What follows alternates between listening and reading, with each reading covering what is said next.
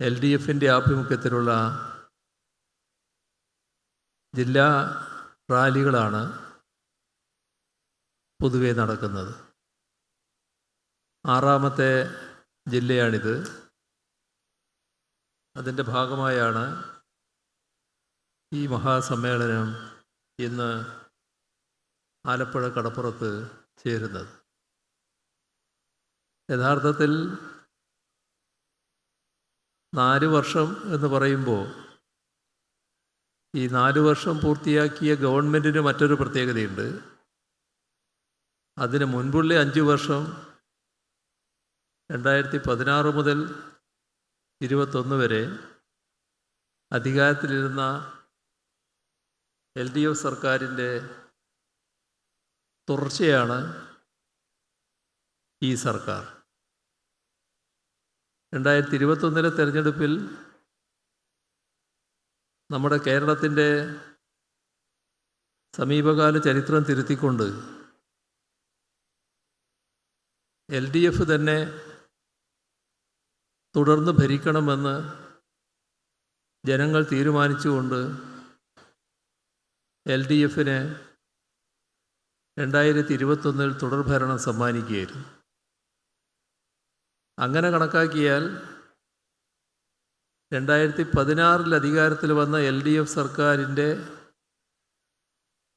തുടർച്ച എന്ന നിലയ്ക്ക് ഇത് കണക്കാക്കിയാൽ 9 വർഷം പൂർത്തിയാകുന്നു. 10ാമത്തെ വർഷത്തിലേക്ക് നാം കടക്കുന്നു. ഇവിടെ 2016 മെയ്, അത് എല്ലാവർക്കും ഓർമ്മയുള്ളതാണ്, മറന്നു പോകാനിടയില്ല. നമ്മുടെ നാടിൻ്റെ സാമൂഹ്യ, രാഷ്ട്രീയ, സാമ്പത്തിക രംഗമാകെ വലിയ തോതിൽ വ്യത്യസ്തത നിറഞ്ഞ ഒന്നായിരുന്നു. അതായത് എല്ലാ മേഖലയും തകർന്നു പോയിരുന്നു. നാടിൻ്റെ മുന്നോട്ട് പോക്ക് അത് ഇവിടെ ഉണ്ടാവില്ല, ഇതായിരുന്നു ജനങ്ങളുടെ പൊതുവായ ധാരണ. ഏതൊരു പ്രദേശത്തിനും മുന്നോട്ട് പോകുന്നതിന്, നാടിൻ്റെ വികസനത്തിന് പശ്ചാത്തല വികസനം വളരെ പ്രധാനമാണ്. ആ പശ്ചാത്തല വികസന രംഗത്ത് നാം വളരെ പുറകിലായിരുന്നു. ആ കാലത്ത് കേരളത്തിൽ ഒരു നിക്ഷേപം നടത്താൻ തയ്യാറായി വന്ന ആള് ഈ നിക്ഷേപം നടത്താൻ ഉദ്ദേശിക്കുന്ന സ്ഥലത്തേക്ക് യാത്ര ചെയ്താൽ അതോടെ ഇവിടെ നിക്ഷേപിക്കേണ്ടതില്ല എന്ന് തീരുമാനിച്ച് സംസ്ഥാനം മാറിപ്പോയ ഒരുപാട് അനുഭവങ്ങളുണ്ട്. കാരണം നേരെ ചൊവ്വേ സഞ്ചരിക്കാൻ റോഡില്ല. നമ്മുടെ നാഷണൽ ഹൈവേ പോലും സാധാരണ വില്ലേജ് റോഡിനേക്കാളും മോശമായ അവസ്ഥ. യാത്ര ചെയ്യാൻ പുറപ്പെട്ടാൽ ഒരുപാട് സമയം വഴിയിൽ തങ്ങി നിൽക്കേണ്ട അവസ്ഥ. ഇതായിരുന്നു 2016 നില. അന്ന്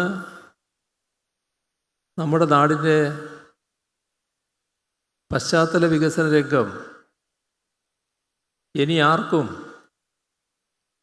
മാറ്റാനാവില്ല എന്ന ധാരണയിൽ നാട്ടുകാരെത്തി. അപ്പോഴാണ് LDF ജനങ്ങളുടെ മുന്നിൽ അന്ന് നിലനിൽക്കുന്ന പ്രശ്നങ്ങൾ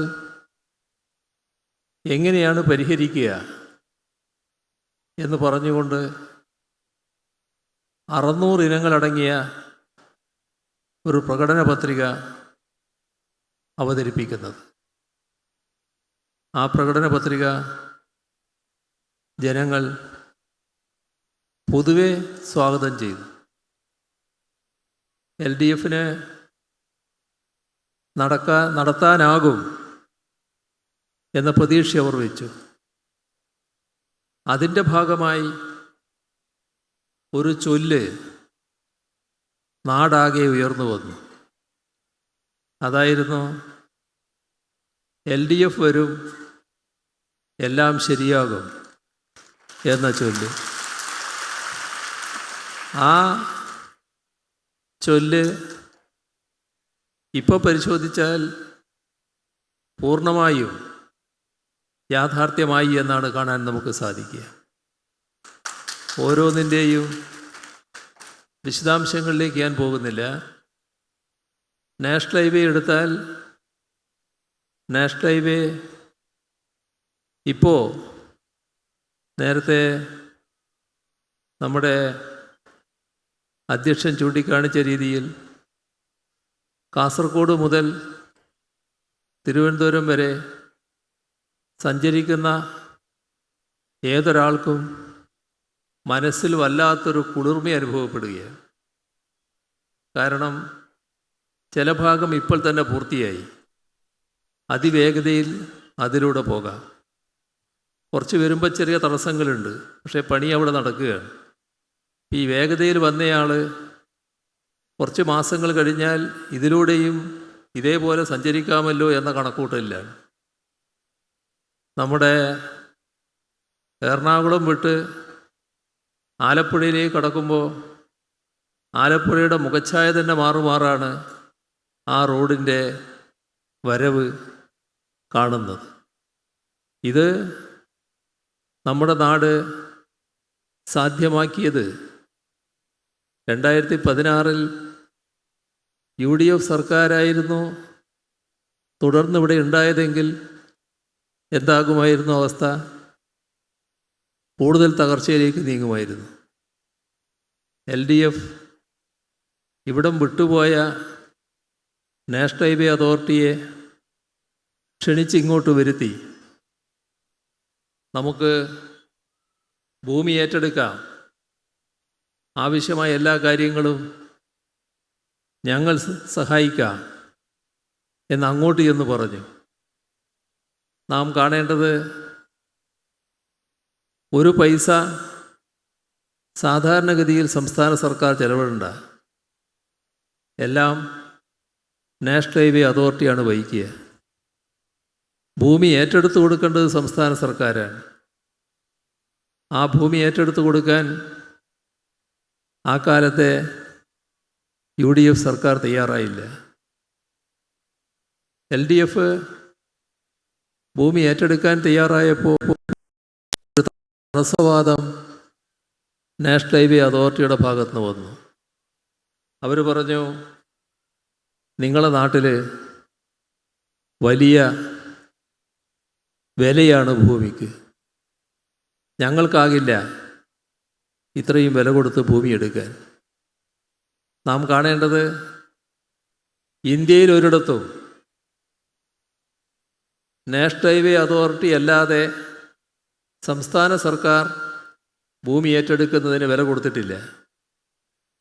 അപ്പോൾ സ്വാഭാവികമായും നമ്മൾ തർക്കം ഉന്നയിച്ചു. അത് വലിയ തർക്കമായി മാറി. അവസാനം ഒത്തുതീർപ്പ് സംഭാഷണമായി. പക്ഷേ നമ്മൾ വല്ലാത്തൊരു കുടുക്കിലായിരുന്നു.